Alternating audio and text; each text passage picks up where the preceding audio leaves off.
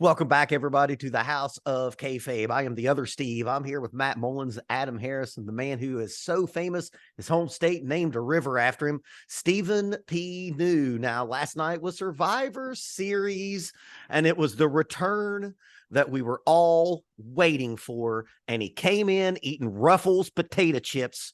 R-Truth is back, Matt Mullins. That's what's up. That's what's up. What's up? No, in all seriousness, I love R-Truth. And anytime he's on my TV, I'm happy that he's there. But of course, I'm talking about CM Punk, the Second City Savior, has come. And when they talked about him, Adam Harris, about him coming home, I know that a lot of like the Derricks out there will say that he didn't really come home because he's a Ring of Honor guy. What do you think about CM Punk actually coming home, Adam? The door was always open. We always knew that, right? Never say never. We've learned that in the WWE universe. Never say never. I did not think it was going to happen this time around. I did not think it was even possible.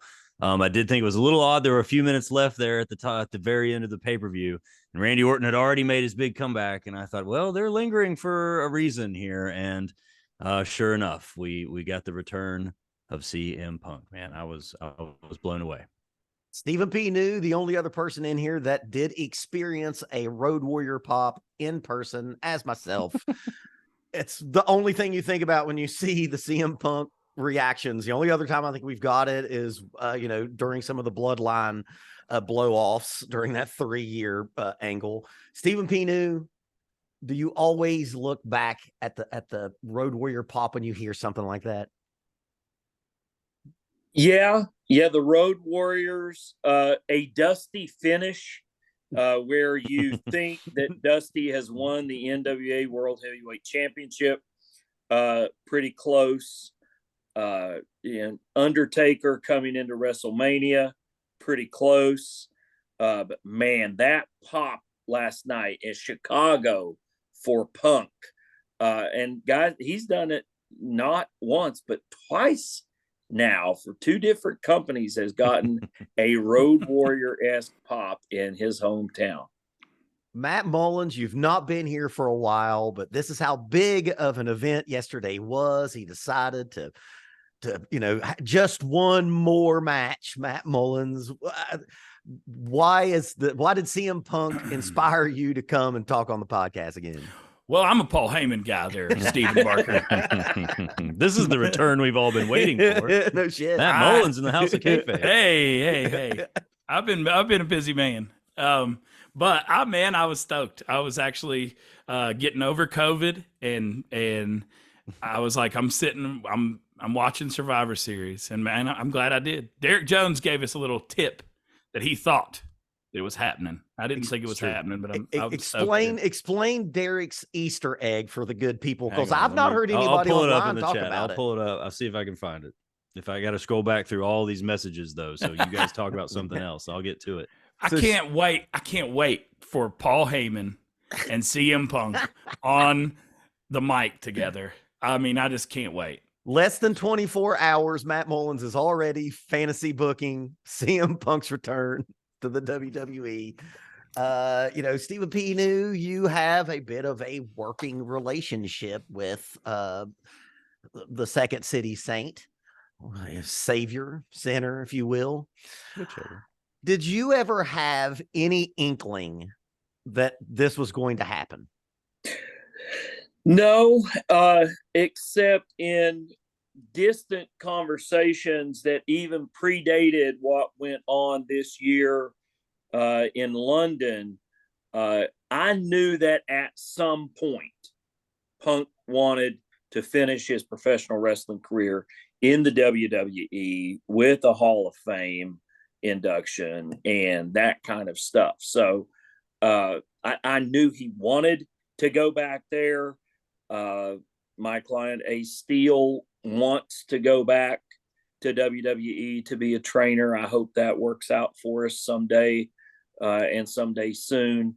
But it's just in some distant passing conversations that I've had with those guys. I didn't see it being this soon, though, to be quite honest with you. So Matt, here's the thing about CM Punk coming back, at least I think, is it had to happen because AEW, his whole run there was so messy. I think he only had 32 matches, and it's either 23 or 32. There's a video on YouTube where the guy goes through every Punk match, and it's about 45 minutes long. Wow, I would watch that. I'll send it to you, Matt. The Japanese have a saying that is, it's the thing that just has to be, and there's no explanation past the period. There's no explanation before it or after. It's the thing that just has to be. Matt, like CM Punk had to do this because he can't go out like that, right? No, you can't go. He can't go out on some AEW Young Buck bullshit. No, ain't no way, baby. No, Yes. he belongs back in the WWE. And I caught myself at the end of the pay-per-view. I had that feeling like I was 12 again. Like I love this shit. Mm-hmm. This is why I love this shit. And so I even said it in the chat, like, God, I love this shit. So I was stoked that they pulled one over on us, and anytime that they do that reinvests us into the product. So I can't wait for Mania this year. Are we going? Can't wait till tomorrow, and I'm Yes, going. we are. Yeah, we're going to WrestleMania. House of Kayfabe's coming. I was watching it with my waifu and a couple children that are in from college, and they were hating it. And I made them sit through the whole thing. And I was like, I'm going to fucking sit here until this shit is off the air and know if it's happening. And when it did, my wife just goes, and I was just, I turned into what Matt just said. I turned into a 12-year-old Mark at my house watching it with Steve Classic. And my wife said, "Oh, it's so cute." And I was like, "Well, I'm glad you think it's cute, because I could see where you would not want to fuck me after watching me act like a child." that a pro wrestler came back. So I found the message from Derek Jones, and it was the Cult of Personality actually ends. It has several quotes in sampled within the song, and it actually ends with Franklin Roosevelt saying, "The only thing we have to fear is fear itself." And that was part of the language of the opening package of Survivor Series. I doubt we're going to take as much effort as it would take to insert the clip here, but it was close enough that we'll probably just verify Derek Jones's. We'll take his word for it. But he said the only thing to fear is fear itself, and that quote is used in the Cult of Personality. Small parts of that speech were just featured in the intro to Survivor Series, and that was Derek Jones saying that CM Punk is confirmed to return to WCW as the ECW champ. Now, ladies and gentlemen, I dare you to find another pro wrestling podcast anywhere that has somebody in the crew watching the intro as closely as Derek Jones watched the intro looking for nuggets. The timestamp was 8:05. Okay, on that message, I scrolled all the way back to November 25th, and it's 8:05 inside of p.m. 5 minutes of the pay-per-view coming on, and having watched the intro, while the rest of us were eating or gathering our snacks, or I was just admiring the production. I'm like, these are always so great. These opening packages are always so good. Here's something I wanted to know. And because if it's a pay-per-view, I'll wait, 10 minutes, and then I'll go on and I'll skip all that shit. I bet you Derek watches those like 2 and 3 hour pre-game like interview things. Adam, do you do that? I have a sorted relationship with the pre-shows anymore. I've learned that it's mostly just the packages, which they show on SmackDown and they show on Raw, and you've seen them for the most part all the way through. So I've grown to just skipping the pre-show. I don't need that help getting excited. This time I was actually watching some NWA, and I was watching a couple of recent Impact things. I was catching up on some other real wrestling. I hadn't been able to watch very much wrestling the last few days, and so I actually warmed up for Survivor Series by watching some other stuff. So I did not watch the pre-show. I warmed up by watching you guys. The 1990 Survivor Series. Oh wow! Back to Undertaker. Give us a rundown on the 1990 Survivor Series. Well, I was just skimming through it just to see the Taker and Gobbledygooker. Yes, that was the Gobbledygooker in 1990. And that's the Undertaker's premiere, right? Debut. That's right. Well, okay. And I just want to say that one of my earliest memories, and this is the reason I know why pay-per-view is a thing, was the 91 Survivor Series, when I had just started watching wrestling. And I remember Mean Gene going into the main event center, and he says, we've just got word that on Survivor Series for Thanksgiving Eve, it's going to be the gravest challenge. The Undertaker versus Hulk Hogan only on pay-per-view. And I was like, Mom, what's pay-per-view? And she immediately shut that down. Like, no, we're not getting that. Forget You're going to about have to wait until the VCR tape comes out in 6 months. And I remember that was when I found out what pay-per-view was and that I would not be obtaining the Survivor Series. All which right, is why it's one of my favorite pay-per-views. I need one of you guys to do a research thing for me here. Fired up. All right. What was the rating on the first AEW Collision? Right? Holy moly. Collision was supposed to have been the Saturday show, right? That had Punk and other people on it who couldn't get along with the Young Bucks and Page and Omega and Jungle Boy and all of that, right? Yeah. Let's see. Oh, damn. And actually, I watched this at Stephen New's house. Was it very June first Collision. 23? Is that It was right? the same night as the Bash and Beckley. It was the Same night as Bash and Beckley. Oh, that's right. 816,000 viewers for that first Collision. All right.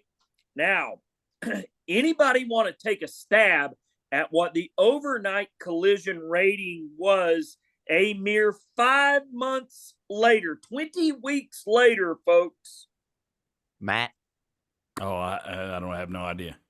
I'm going to say 200,000-ish. It never got that big again. I don't think it was never. No, it was like 400,000 the next week after that. 251,000 viewers, a new record low, which was 327,000 viewers from the September 30th broadcast. Compare that to SmackDown on Friday night with 2.22 million viewers on Friday night, the night before.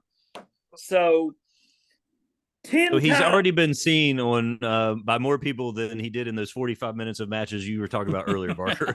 Well, also today, and this was earlier, about maybe 6-7 hours ago, I saw that there had been 26 million impressions on social media of the CM Punk return. And you know, when you're talking about those ratings, I think that's kind of the point. We know that Collision was given to AEW to be CM Punk's show. It was given to Punk. It was given to him. I mean, and when people want to talk about, like, and I don't want to turn it into an AEW burial fest, because we could just be here all day. But when you hear that, like, Will Ospreay is this big, you know, money making juggernaut, we have CM Punk, who is given his own TV show. That's how much Warner Brothers and David Zaslav, the president of Warner Brothers, wanted CM Punk, because other than CM Punk and everyone else in the WWE and the top level, who else can move any meter like this? Matt Mullins, we want to say MJF. Yeah, but he doesn't. But he It doesn't. won't. That's still a few months away, at least. Years. He's got to go. I think last night I thought that MJF was like, I'm about to get paid, because I can. That's true. I can hold That's this over true. TK and get super paid, or if I can get the fuck out of here and get paid. Yeah. Either way, MJF gets paid, man. What do you guys think about the fact that Rollins was so pissed off, and it got out there? You know, they made no effort to hide that. And is that a clear picture, or is that just a tease of what's possibly happening? Well, if you've been keeping up, Seth Rollins, and you can actually look at him now. There's a few supercuts I saw today. He's had a few different podcasts and appearances, and in every one of them, he calls Phil a cancer. Yeah, he does. He's been burying him for months now. So in reality, and what Steve News is about to tell us, this is this is what work looks like, my friends. I think that Seth Rollins, Tyler Black knew a thing and just kind of put that in there. Like the one I saw today was like, I've said some terrible things about CM Punk, and I meant them all. And then he kind of put him over a little bit afterwards. So, Steve, this is what wrestling looks like for the marks out there. Where do you want me to start? I mean, with you know, there's a lot is of that the people first opponent? the Seth Rollins was really, that was a shoot, as they say. No, I don't think it was a shoot. A lot of I people think do. they were all No. working. Even you think I think McIntyre Seth was and- working? I think Seth. McIntyre was working. I think Seth was working. Randy was happy as a pig in slop. Michael Cole's back there at the table dancing. You had Mommy on the outside doing that. I mean, guys, the whole thing was a work. And yeah, if definitely. anybody believes that Drew McIntyre, this isn't AEW where people get mad and they take their balls and they run home, or they go crying to the little lawyer who's working backstage for reasons unknown to many of us. But this is big time professional wrestling. This is big time multinational corporation entertainment here. And so these guys are pros. They're setting you up for Seth Rollins versus CM Punk at WrestleMania, and Rollins will probably retain.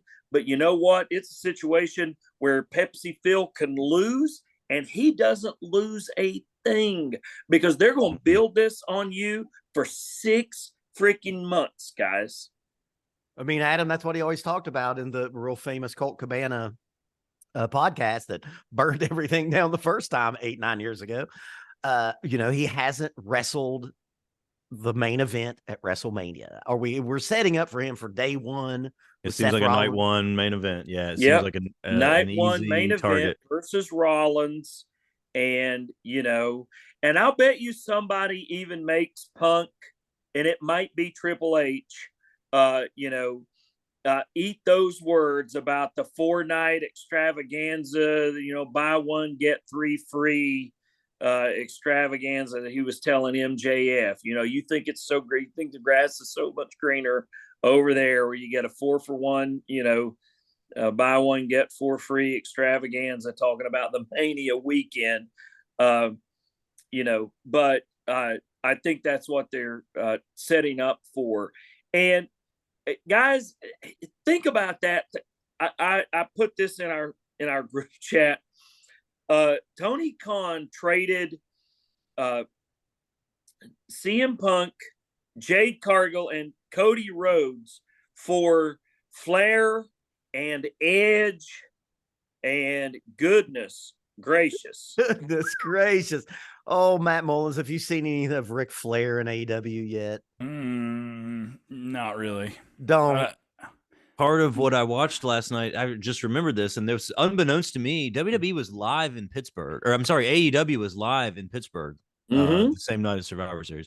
And I hadn't even really picked up on that. Like, I've been watching AEW and everything, but I didn't realize, and I knew that Collision was like on a different night or whatever it was. It was like Rampage, then Collision, and something else.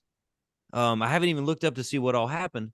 But part of what I was watching was a match that took place, and the entire time on the big screens, they had Ric Flair's energy drink on the big screens the whole time. It had like woo energy throughout the whole match. And look, I'm still a wrestling fan at 46 because of Ric Flair, but it's become so low rent. I mean, the way you describe that, and I don't mean this in a bad way, but it'll sound that way. That sounds like a indie promotion. It was so TNA. Like, you know what I mean? Like, pro wrestling. Which also, Pro Wrestling Mountain Gorilla, brought to you by RC Cola. Like, it's let's fucking low see rent. where we can get our hands on some of this and do a tasting. Fuck no. Oh, Mhm. no. Oh, no, hell yes, goodness, we no. got to. It's probably legal in Ohio. Yeah, it probably is. Matt Mullins, tell us, when did you become a CM Punk fan? Because you're one of the most passionate ones. Like, were you Ring of Honoring it? Were you there when he was ECW? did watch. No, I watched some Ring of Honor stuff because I watched him and Samoa Joe. But when he came into TNA versus Raven, I was really interested in him then. And then the ECW reboot, he was pretty much the only thing worth watching. Right. Well, do you remember who he won the belt from? Did he win the belt from the Big Show, or like? Because remember, Like Vince the had the ECW belt? ECW title too. Yeah. I'm not sure. I can try to find it. But of course, I think we could all agree with what solidified Punk as the legend, because he was kind of a Daniel Bryan guy at that point. He was, an old school wrestler, had great promos, but he was still upper mid card. It wasn't until the summer of Punk and the first pipe bomb, Adam, that you think that, like, oh, okay, this guy's elevated. And, he's not Stone Cold Steve Austin, but he at least could be in that paragraph. When you had Paul Heyman though, with not to just talk about Paul Heyman the whole time, but when he was Paul Bearer and CM Punk comes out with the urn, and oh man, it's just so good. That was a big moment. Well, that's what WWE said to CM Punk when he was complaining about not having a main event. And this is, of course, as per the Colt Cabana podcast, the actual wrestling podfather, by the way. They said, yes, you haven't main evented WrestleMania, but we gave you the Undertaker. So that shows you what WWE thinks of the Undertaker. Like, that's like the third main event or second main event when the Undertaker wrestles at WrestleMania. Mm-hmm. You know what I mean? So, like, Adam, the AEW thing, if he wouldn't have come back to WWE, that would have destroyed his long-term standing in the legacy of pro wrestling? 2007 is when he won the ECW title for the first time. I just found it. Good. So I'm sorry, I was not listening to the question entirely. 2007. Trying to be a professional host here. I had you in my ear, man. I had you in there, but so what I was asking was, is AEW how it ended, and if he wouldn't have come back to WWE, and there was talks of him going to Impact, which was just a horrendous idea, or TNA. I was actually rooting for that because it would have been a big deal for TNA, and I think he would have done well there. There was no money, obviously. That's the thing. It's like, would Jim Cornette have brought in Steve Austin? Well, he probably couldn't have afforded to brought in Steve Austin to Smoky Mountain, and that's probably the case with Impact. I feel like anything they would be able to do would be a one-night thing, and it would have to work out. That's my outsider thoughts on that for sure. If he had never left, I don't know. If he wouldn't have if the last thing that we saw of him was, and the Samoa Joe match was great. Totally. Because Samoa Joe and CM Punk and Matt Mullins have seen a lot of those matches over the years. If that was the last thing that we saw, knowing how messy it was and actually having kind of a behind the curtain look from our friends, would that have affected his long-term legacy? Where, like, as I said, he's not Stone Cold, he's not The Rock, he's not Triple H, but he could be in the paragraph below it. But would he still be there? I see what you're saying. Yeah, I see what you're saying. I agree. Yeah, he definitely didn't want to go out on that. No matter how good that Samoa Joe match was, I don't think there's any way that's the end of CM Punk as a professional wrestler. I feel like he probably even wants to do commentary for an MMA again, because he's probably not that good at that yet either. He just wants to do it again. Like, give me another shot. I think this is what he needs to do to solidify his legacy, and coming in with Rollins is also brilliant. Those two may be the ones who have been in on it all along. Those two have probably been in communication all throughout this. They know what the internet is saying about them. They know what a strong draw that would be. It makes perfect sense. The story is there because CM Punk's on the top at the time of the Shield, and he spent a good portion of his career at the time getting the Shield over. Like, people, we see Roman Reigns now and see Road Warrior and Hogan pops, and at the level of Ric Flair and Hogan and the greats, he wasn't. He was the guy that didn't talk that much in the Shield, and we didn't know that much about him. CM Punk is very, like Steve knew, CM Punk is very responsible for Roman Reigns being where he is, and I keep on to say Tyler Black, Seth Rollins being where he is.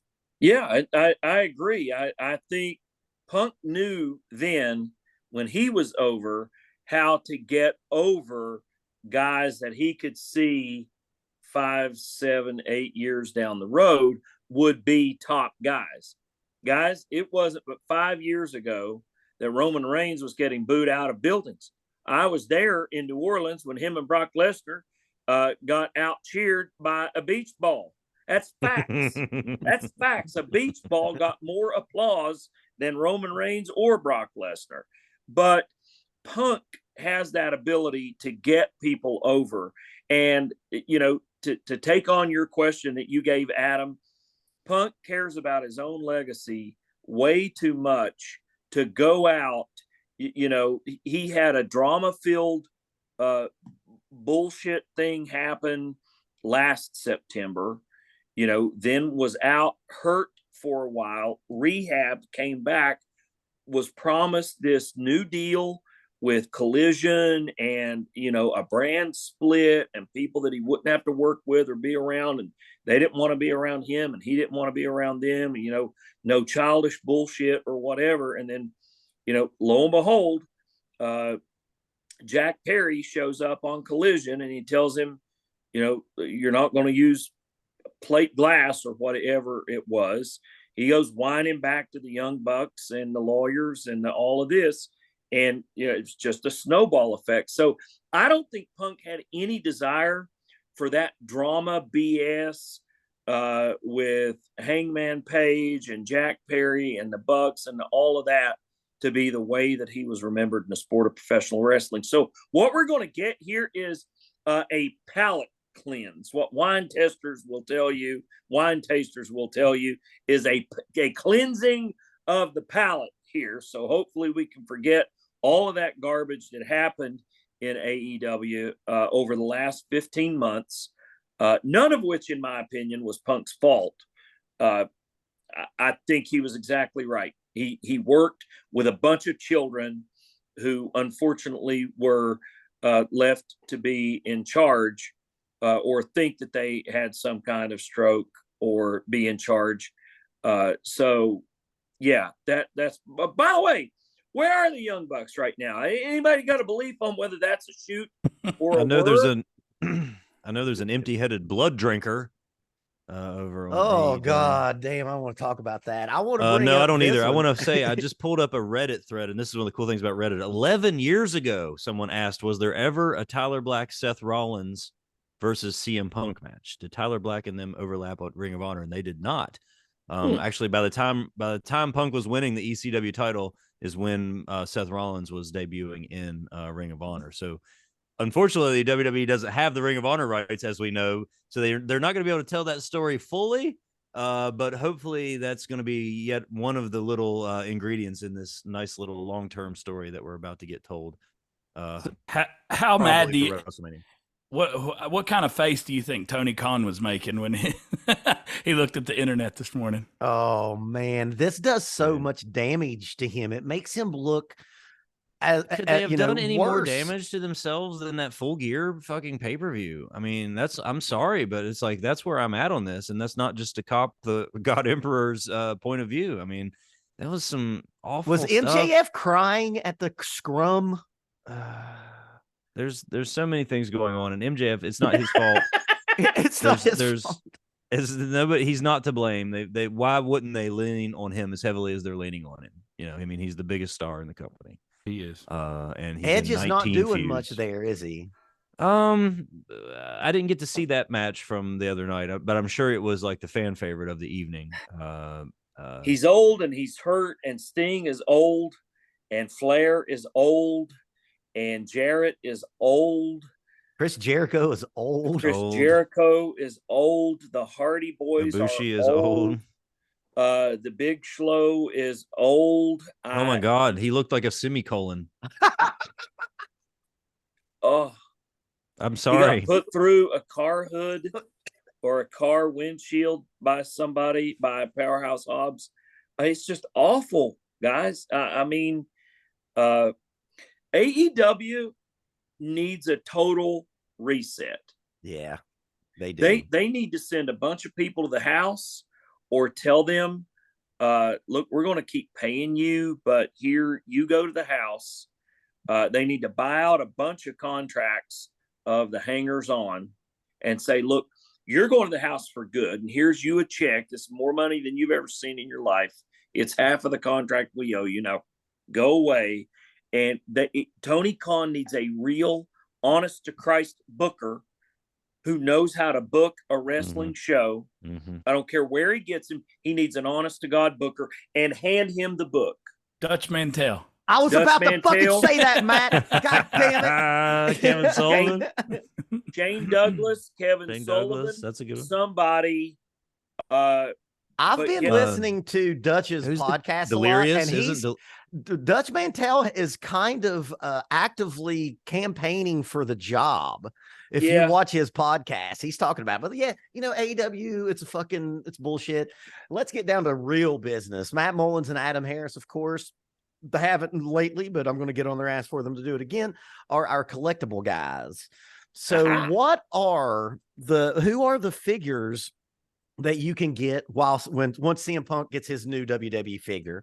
Who are the cats that you can now have an AEW and a WWE figure in the space of like 18 months, a year? Is there an Edge AEW fig yet? Not yet. No, not yet. Well, You can actually, have- the Ring of Honor CM Punk figure has not came out yet, but it's still going to be released because they did a pre-sale for it. So AEW is going to make money on the Ring of Honor CM Punk fig. That's a good point. So they're getting a subsidy from the pop from WWE because more of you are going to buy that now, right? Oh, for sure. I would So say you've got a Jericho figure of both. Mm-hmm. Mm-hmm. Yeah, Cody Jericho Rhodes. would be the first one, I would guess. Cody Rhodes, and there's been several, and there's going to be several more of Cody Rhodes. Is there a Is there a Cargill fig yet?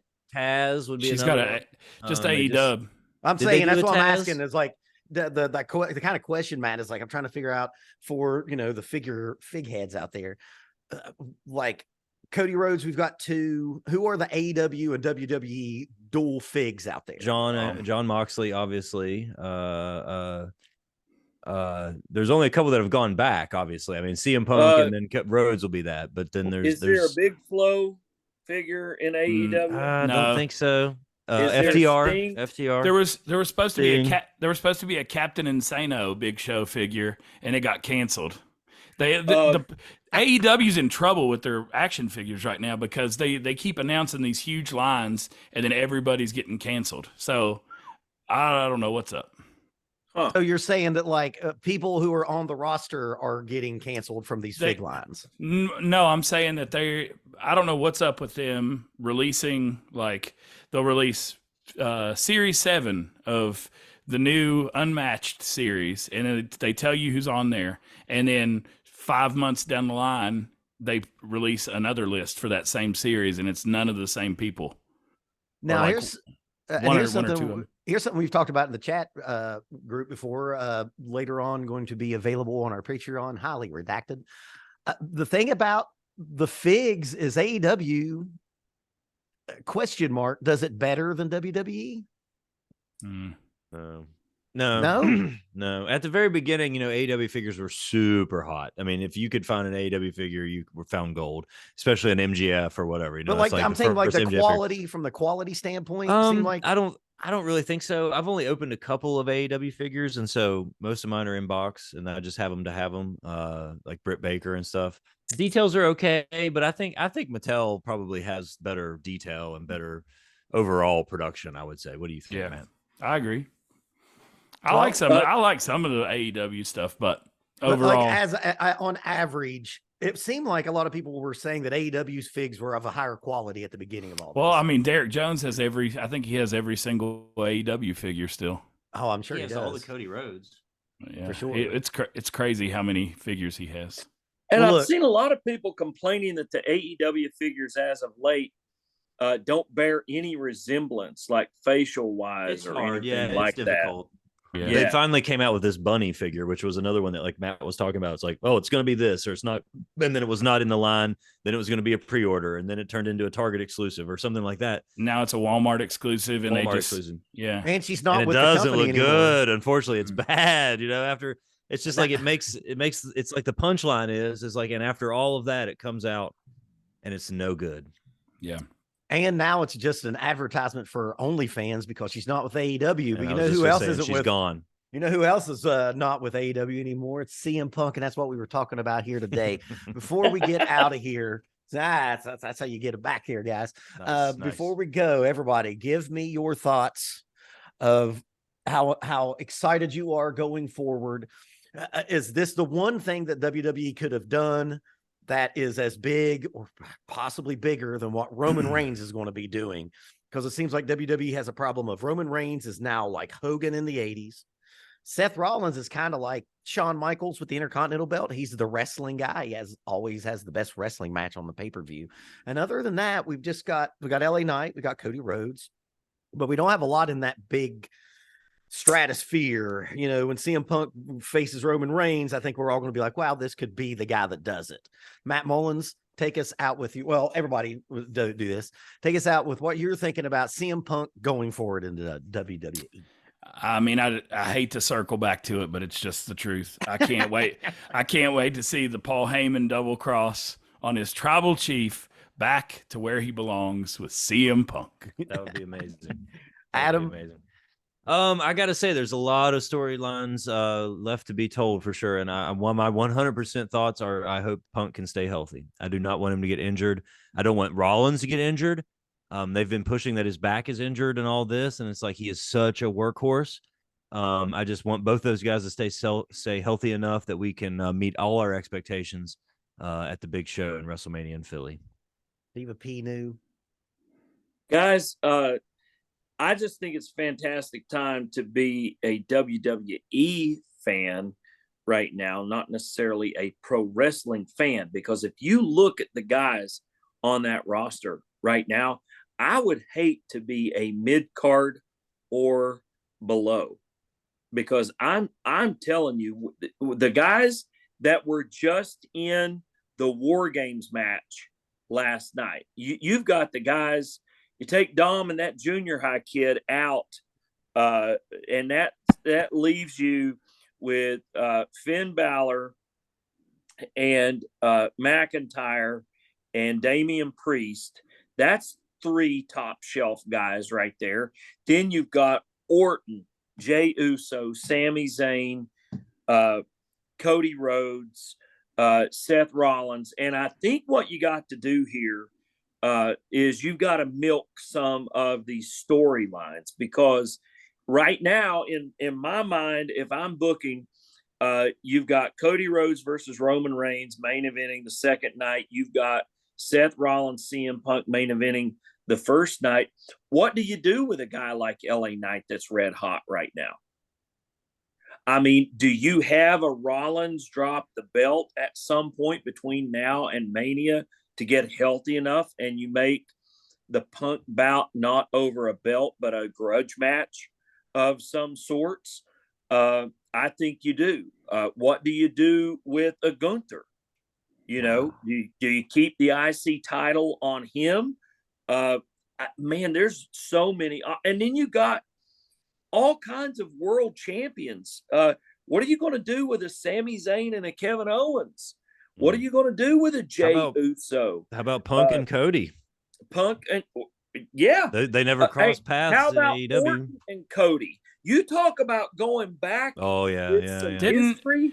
Orton and Cody is a fantastic, flashback there. And if you notice, Randy Orton didn't take a single bump last night. Looked like $1 million bucks. Yep. Didn't take a single bump from anybody. He's working smart from here on out, I think. He is working smart from here on out. I hope to God. And so, but my point there is, if you're WWE, you've got so much talent to do so much with that. Man, you've got guys like Miz that are, 2-time world champions that are going to work curtain jerk matches, guys. I mean, it's Big E is nowhere to be found. Right. It's an embarrassment. I think he's done, unfortunately. It's an embarrassment of riches is what WWE has right now. And a guy like McIntyre might get frustrated, but man, WWE is just loaded at the moment. I'll end it with this. I think I don't really do a lot of like fantasy booking. I'm not that smart. I can't remember all that shit anyway. Here's my big thing that I want to see from this is I want CM Punk to ascend to the level of a John Cena, of a Stone Cold. He's not going to be there, but he can be right underneath. You know what I'm saying? I want him to be spoken about in the same line as Bret Hart and Shawn Michaels, and it wasn't going to happen in AEW. So going forward, that's my biggest thing. And if it takes Paul Heyman coming back to him, then so be it. You know what I mean? If it takes him having to run through everybody that Stephen New just said, then fucking so be it. Right. I just want CM Punk to have the legacy, because man, he's one of my favorite wrestlers. I fucking love him. I think this guy, he kind of his character, his gimmick, represents a lot of things I think that are needed more in the world. Loyalty, respect. He doesn't have the hustle. Obviously, I think CM Punk is everything that's good in pro wrestling. And that's what I want to see more. And with that being said, for Matt Mullins, Adam Harris, Stephen P. New, I am the other Steve. And oh, by the way, Randy Orton came back. And for the first time in my life, I think that's a pretty good fucking thing. Because I've never been a big fan of his. And I really started liking him when Matt Riddle made him like personable and kind of fun. You know what I'm saying? And I know Matt's not a big Randy Orton guy either. I liked the Miz match last night, though. I was the all Miz right with match the Miz. was good. The Miz match was good. I thought there was a lot was. of fillers. Mhm. But yeah, if y'all enjoyed all that, please give us a like, a comment, and a share, and just tell your friends about us. We're trying to build a little something here. And Matt Mullins, come back more to the House of Kayfabe. All right.